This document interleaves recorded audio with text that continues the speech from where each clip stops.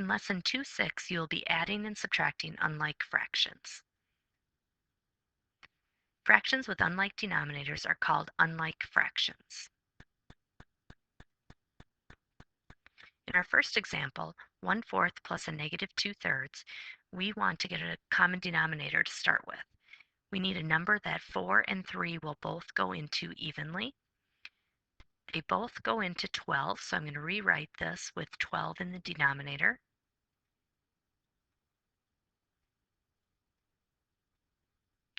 To go from 4 to 12, we multiplied by 3, so we have to also multiply the numerator by 3. 1 times 3 is 3. To go from 3 to 12, we had to multiply by 4, so we have to multiply the numerator by 4. 2 times 4 is 8. Now, since these are different signs, we're not going to add the two fractions, we're going to subtract. 8/12 minus 3/12. 8 minus 3 is 5. Keep the denominator the same.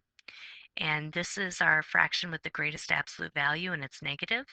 So our final answer is negative 5/12. You may want to pause the video and try the next two on your own.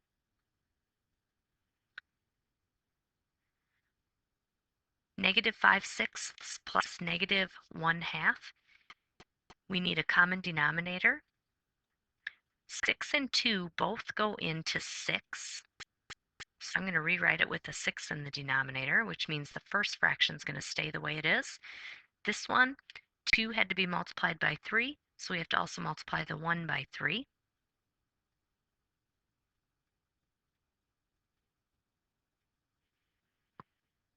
Now, since they're both the same sign, we're going to add and keep the sign the same. 5 plus 3 is 8. Denominator of 6. And don't forget, a negative plus a negative is still going to be negative. We have a couple things we still need to do here. Both the numerator and denominator can be divided by 2.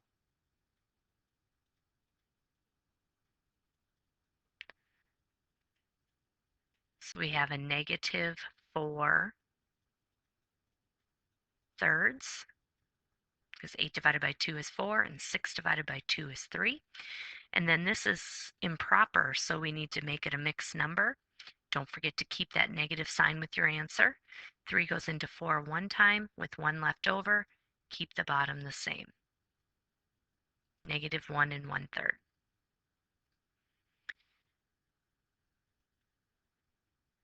In our next example, we have a 16 and a 10 in the denominator. So we need a number that 16 and 10 both divide into. If you're not able to come up with one, you can always find one by multiplying the numerator and denominator together. In this case, 16 times 10 is 160. So I'm going to go ahead and rewrite this with 160 in the denominator.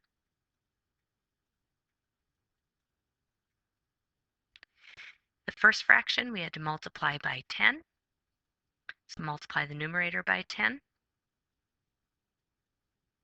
5 times 10 is 50. And then for the second fraction, 10 times 16. So 3 times 16.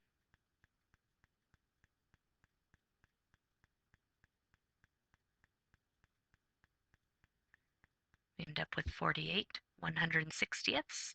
Now we have two different signs. One's positive and one's negative, so you're actually going to subtract these two.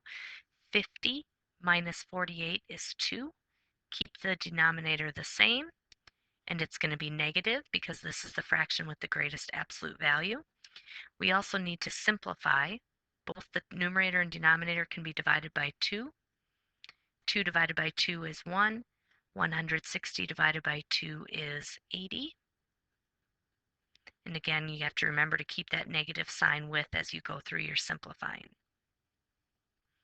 Negative 1/80th.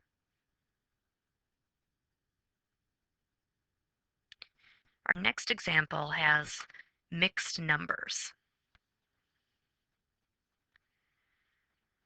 This one gets to be a little bit tricky, so pay close attention. We need a denominator that 9 and 6 will both go into. We could use 54, but we would end up getting some numbers that are a little bit more difficult to work with. So I'm going to look for the smallest number that the two go into, or the least common denominator. One way I go about doing that is I just look at the biggest one that I have, which is 9, and I ask myself if 6 goes into 9. 6 doesn't go into 9, so then I try the next multiple of 9, which is 18. Does 6 go into 18? It does, so I'm going to use 18.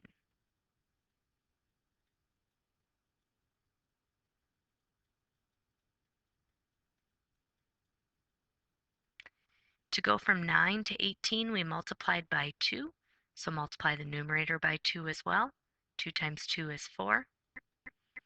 And then to go from 6 to 18, we had to multiply by 3. Multiply the numerator by 3 as well to keep it equivalent. 5 times 3 is 15. Now here's where the tricky part comes in. These two are different signs, so we're not going to add, we're going to subtract. But if I wanted to go and subtract the whole numbers, I would do 6 minus 4. But then when I go to subtract the fraction part, I would have to do 4 minus 15, and that would end up negative. So we can't do that.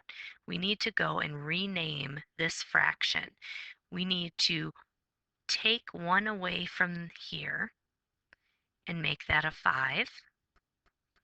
But we can't just get rid of it, or it wouldn't be the same fraction. So we need to move 18/18, or 1, over to this part.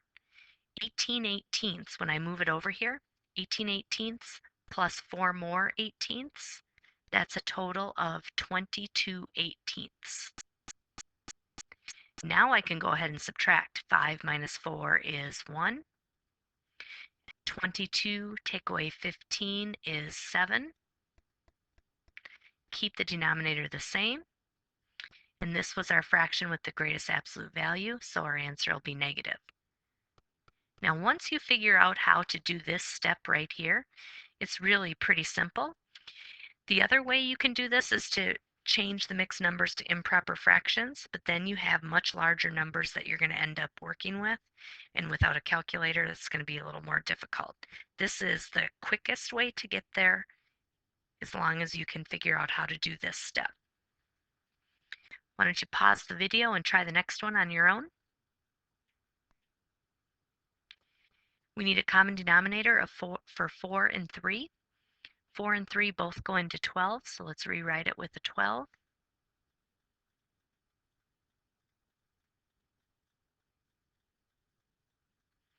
To go from 4 to 12, we had to multiply by 3, so make sure you multiply the numerator by 3 as well. To go from 3 to 12, we had to multiply by 4, so multiply the numerator by 4 as well. 1 times 4 is 4. Now this is another one of those silly problems. If I were to go and do this subtraction problem, I'm taking away a larger mixed number from a smaller number. So we need to go ahead and change this to adding the opposite. And since then they're different signs, we're going to subtract 6 and 4/12 minus 2 and 9/12.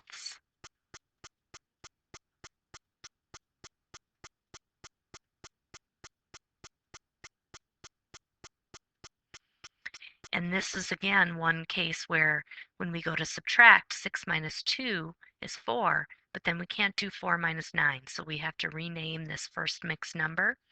We're going to take 1 away from the 6 and make it a 5, and we're going to move over the 1 over here as 12/12. 12/12 plus the 4/12 that are already there is 16/12. Now you can go ahead and subtract. 5 minus 2 is 3. 16 take away 9 is 7. Keep the denominator the same. And this one here is the one with the greatest absolute value, so it's going to be negative.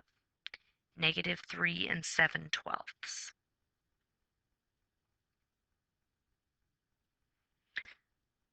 Our last example says 4 students volunteered to work at an animal shelter after school. They worked 2 1/3 hours, 1 5/6 hours, 2 1/4 hours, and 1 7/8 hours. How much time did the students volunteer in all? Since we want to know how much they volunteered in all, we're going to write an addition problem. 2 1/3 plus 1 5/6 plus 2 1/4 plus 1 7/8. Before we can go and add these, we need to get a common denominator. I want to see what number 3, 6, 4, and 8 will all divide into evenly. To help me figure that out, I'm going to use the largest denominator I have, which is 8, and I'm going to ask myself if the other numbers go into it evenly. Does 3 go into 8? No. So I move on to the next multiple of 8, which is 16. Does 3 go into 16? Nope. So now I go to the next multiple of 8, which would be 8 times 3, or 24. Does 3 go into 24? Yes. Does 6 go into 24? Yes. Does 4 go into 24 evenly? Yes. So I'm going to go ahead and rewrite this with 24 in the denominator.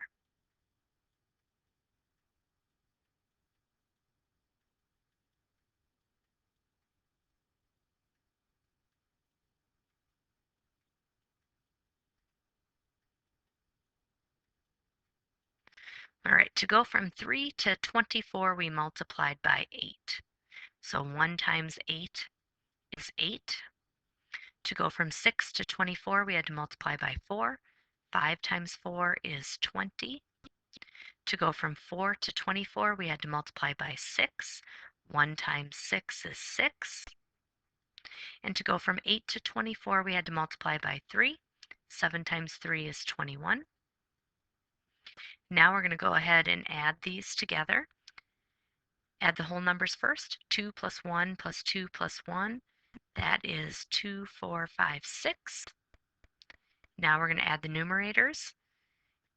I'm going to go ahead and add these two together first. 20 plus 21 is 41. 41 plus 8 is 49. 49 plus 6 is 55.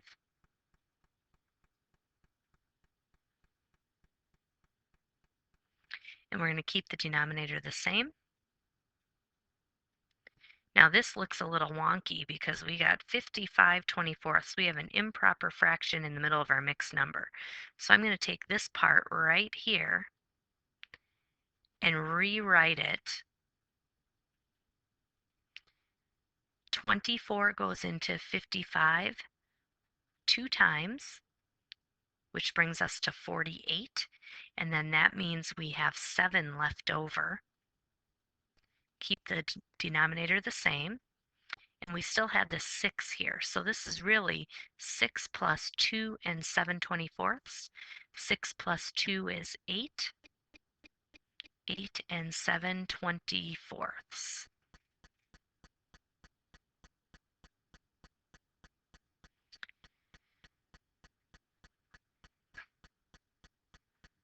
Now if we look back at this, we could have estimated and made an educated guess before we ever started. 2 1/3 is close to 2. 1 5/6 is close to 2. 2 1/4 is close to 2. And 1 7/8 is close to 2. And 2 plus 2 plus 2 plus 2 is 8. The answer that seems to make the most sense was B.